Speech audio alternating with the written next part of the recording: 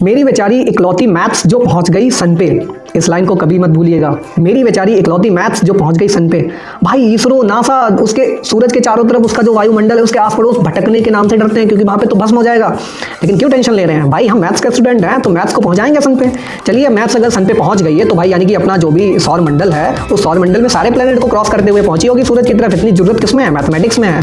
तो जिन स्टूडेंट्स का डाउट रहता था कि सर मुझे तो सीक्वेंस याद ही नहीं रहता है कि सूरज तो बीच में है, अब उसके चारों तरफ प्लैनेट्स क्या हैं, ऑर्बिट कर रहे हैं, लेकिन ऑर्बिट का सीक्वेंस क्या है, कौन सा प्लैनेट सूरज के सबसे पास है, कौन सा प्लैनेट सबसे दूर है, कौन सा थर्ड नंबर पे, कौन सा फोर्थ नंबर पे।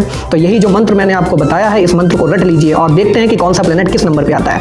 सबसे पहले मैंने बोला मेरी में आता है एमई से क्या बनता है, मरकरी को हिंदी में क्या बोलते हैं, बुध ग्रह। ठीक है, तो सूरज के सबसे करीब जो पहला ग्रह आता है उसको बुध बोलते हैं, जिसको मरकरी बोलते हैं। इसके बाद बेचारी के अंदर वी फॉर वीनस, और वीनस को हिंदी में क्या बोलते हैं, शुक्र ग्रह। तो दूसरे नंबर पे कौन सा ग्रह आता है, शुक्र ग्रह, वीनस। ठीक है, इकलौती में ई आता है, ई फॉर अर्थ यानी कि हमारी पृथ्वी जहां पे हम रहते हैं। तो तीसरे नंबर पे ग्रह कौन सा है, तीसरे नंबर पे हमारी पृथ्वी आती है। चौथे नंबर पे कौन सा ग्रह आता है, मेरी बेचारी इकलौती मैथ्स। अब भाई मैथ है और मैथ में वैसे भी भयंकर सब्जेक्ट है, हर किसी को समझ में नहीं आता है। तो सबसे खतरनाक प्लेनेट कौन सा है भाई, मार्स। पूरा लाल ग्रह है, हर कोई जाना चाहता है वहां पर, सबकी क्यूरियोसिटी है, बट जाना इतना आसान तो है नहीं। ठीक है, तो एम ए फॉर मार्स। तो 4 नंबर पे कौन सा प्लेनेट आता है, मार्स।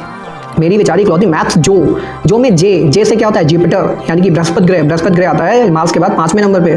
जो अब पहुंच गई, अब मैथ है भाई तो पहुंच गई हमारी। अब कहाँ पहुंची है, सन पे पहुंची है ना। तो सन पे हम SUN देखेंगे, एस फॉर सैटर्न को शनि ग्रह बोलते हैं। तो शनि ग्रह आता है 6 नंबर पे। ठीक है, यू हमारे पास यूरेनस होता है। ठीक है, यू फॉर यूरेनस।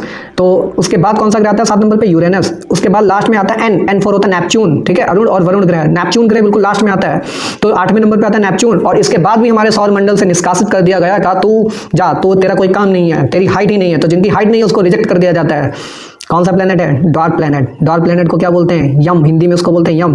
तो अब आप लोग बताएंगे जो प्लेनेट हमारे सौर मंडल में नहीं रहा है, जिसको डार्क प्लेनेट भी बोलते हैं, जो कि 9वां ग्रह है। और हमारे सनातन संस्कृति में टोटल 9 ग्रह बताए गए हैं, नवग्रह। तो उन नवग्रह में जो 9वां ग्रह हमारे जो सौर मंडल से निष्कासित कर दिया गया है, आप लोग कमेंट बॉक्स में उसका नाम जरूर बताइएगा। और आज की ये मूल मंत्र की क्लास जो कि मैथ्स के लैंग्वेज में हमने आपको बहुत अच्छे से समझाई है, कैसी लगी। अगर आपको ऐसी और शॉर्ट ट्रिक्स जाननी है और मैथमेटिक्स में भी इंटरेस्ट बना रहे और मैथमेटिक्स को बहुत अच्छे से सीखना है, इंटरेस्टिंग फैक्ट्स जाने, तो हमारे चैनल के साथ जुड़िए, हमारा चैनल सब्सक्राइब कर लीजिए, बेल आइकन प्रेस कर लीजिए और आज की वीडियो को लाइक, कमेंट और शेयर जरूर कीजिए। मिलते हैं इसी के साथ एक और नई क्लास में, नई वीडियो के साथ। तब तक के लिए thanks for watching, have a good day.